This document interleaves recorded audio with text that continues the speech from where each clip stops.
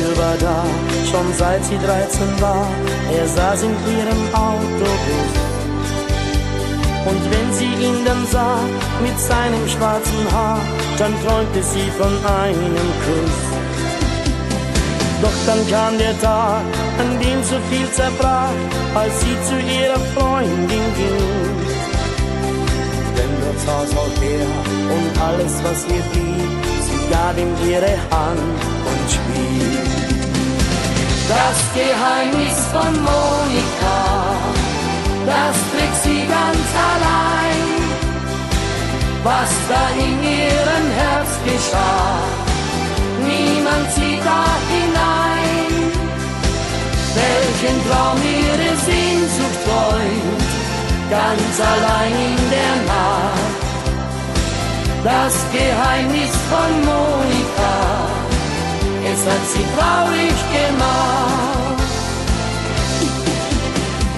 Auch für Monika verging dann Jahr für Jahr, sie wollte nichts und blieb allein.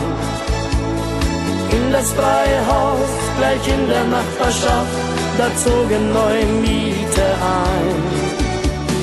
Dort sah sie ihn stehen, sah sein schwarzes Haar und sie sah auch seine Frau. Er sagte Hallo, wie geht es dir denn so? Wie sollte er auch je verstehen? Das Geheimnis von Monika, das trägt sie ganz allein.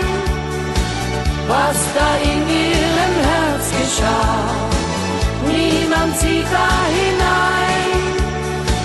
Welchen Traum ihre Sehnsucht träumt, ganz allein in der Nacht. Das Geheimnis von Monika, es hat sie traurig gemacht.